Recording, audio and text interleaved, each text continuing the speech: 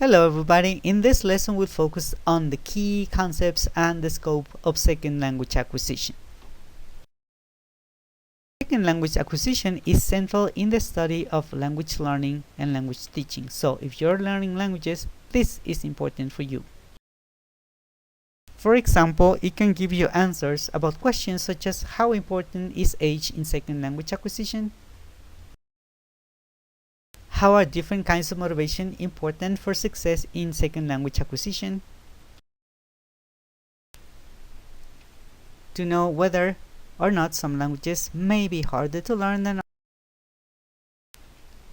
In the same way, if there are some skills or soft skills that may be easier or more difficult for some people, the kind of strategies that you can use to learn better and faster, obviously.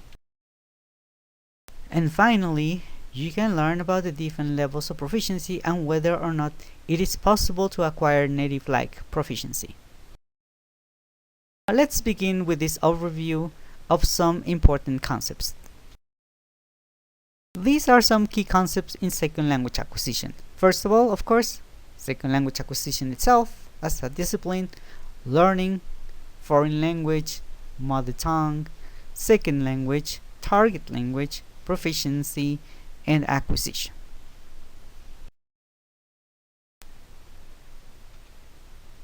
Now let's learn about the distinction that is commonly made between a second and a foreign language.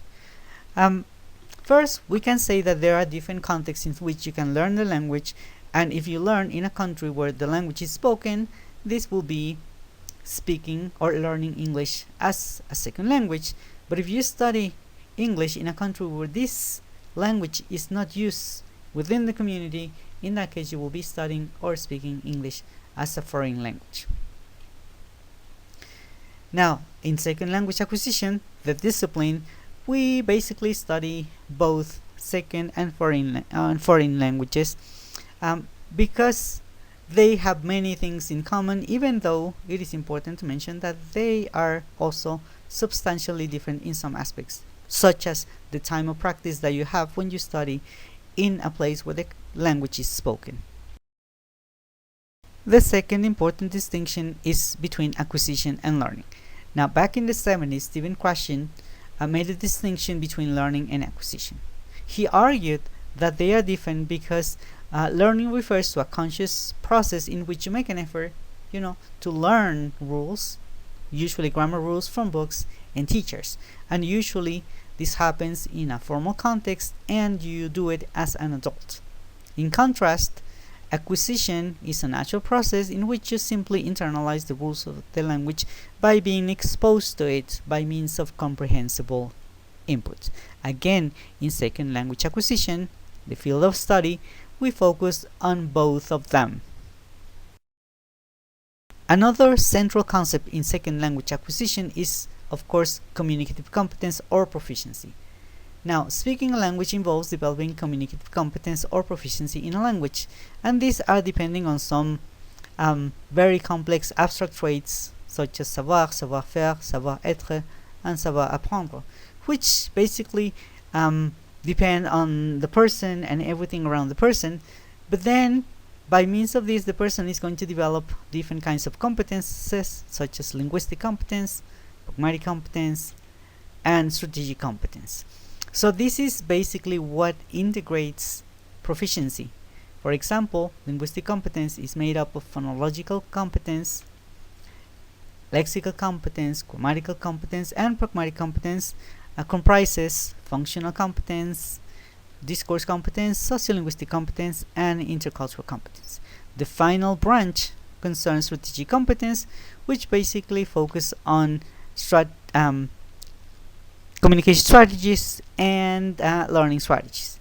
So, phonological competence refers then to the aspects of the language that have to do with the phonemes, with the allophones, and obviously developing fluency and accuracy. Lexical competence involves the vocabulary, which includes collocations and idioms, and we want to develop range and accuracy in vocabulary use. Same thing for grammatical competence, right? In this case, we want to be accurate, but in terms of phonology and morphology and syntax. For the functional competence, being competent at performing different kinds of speech act, and basically, develop socio-pragmatic and pragmalinguistic competence. So to know how to behave and act verbally in a way that is appropriate in the context. Discourse competence involves the ability to produce different kinds of discourses, right? Conversations, emails, writing text, monologues, speeches, and so on. And obviously here the key words are also cohesion and coherence. Sociolinguistic competence involves knowing the different kinds of dialects that are used, or the varieties, right, of the language, the registers, and the styles. Intercultural competence is important too, because we need to be aware of the differences between our culture and the new culture, and then act accordingly. And last but certainly not least, we also need to develop communication strategies for planning, compensating, monitoring, and repairing, our interaction or production, and finally learning strategies so that we can make learning more effective, and that we can plan, execute, and evaluate, our own learning process. Summarizing then, phonological competence involves everything related to pronunciation, such as phonemes and allophones and stress, rhythm, intonation, right? And of course, developing fluency and accuracy in speech. Lexical competence, on the other hand, involves, as we already said, the knowledge or the mastery of words, collocations and idioms, metaphors, and of course developing accuracy in the use of vocabulary, and a good range of the number of words and idioms and expressions that we know. Being grammatically competent involves, of course, the knowledge and the use of morphology, or how to combine different parts of words, syntax, how to combine different words to create different kinds of simple or complex sentences, and of course developing accuracy, precision in the use of grammar forms, and a good range. This means a good variety of simple and complex forms in our speech according to our communicative purposes. Now, the second main element of communicative competence is pragmatic competence, as we already said, because this involves, language beyond the level of one sentence, and also its use in a real communicative competence. So in this case, we need to be able to produce and understand different kinds of speech acts, such as greeting, apologizing, inviting, and then we should be able to use extended speech, like such tell stories or texts, or developing a monologue, or even having a conversation. And then we need to use language appropriately depending on the context, the interlocutors, and the situation, and use different varieties of language. And finally, in terms of intercultural competence, we have to be open and sensible to the differences in cultural behavior between our own culture and the target culture. Finally, strategic competence involves, managing a good number of communication strategies, such as managing our conversation, and then a good number of learning strategies, so that we can manage our own learning and become more and more proficient. Now, this definition summarizes then the concept of proficiency or communicative competence. Communicative competence refers to the underlying knowledge involved in language use. It doesn't include only the formal properties of language, such as morphology, lexicon, and syntax, but also refers to the knowledge that guides the speaker's choice. So it includes knowledge related to the context and the purpose of language use. Now that we have learned about some basic terms in second language acquisition, let's move on to the scope of this field of study. First, in second language acquisition, we study how babies or children or teenagers or all kinds of people study or learn or acquire another language. In terms of the language, of course, that is being learned or acquired, and the context, we focus on mother tongues and second languages and foreign languages, and sometimes like the acquisition of the learning or one language or multiple languages at the same time. This is bilingualism or multilingualism. In terms of the type of process, we also study learning and acquisition. That means that sometimes the learning or acquisition can happen at an early age or at a later age, that the process can be natural or can be formal in a classroom, that the process can be subconscious or conscious.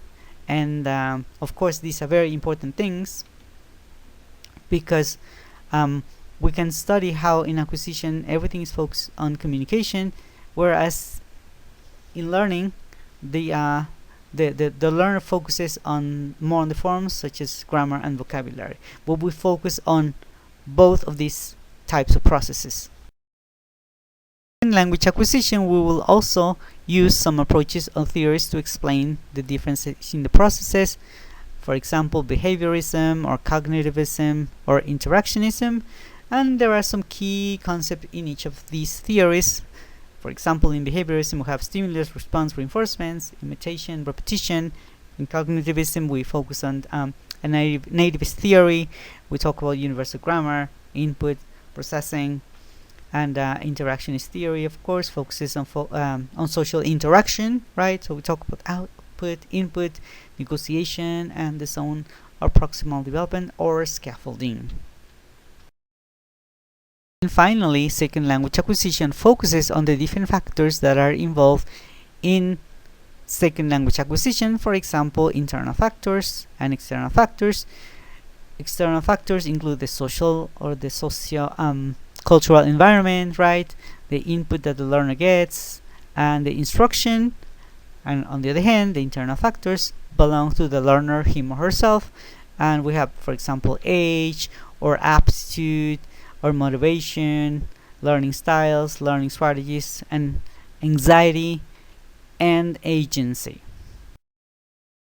Finally, we need to understand the complexity and cross-disciplinary nature of second language acquisition.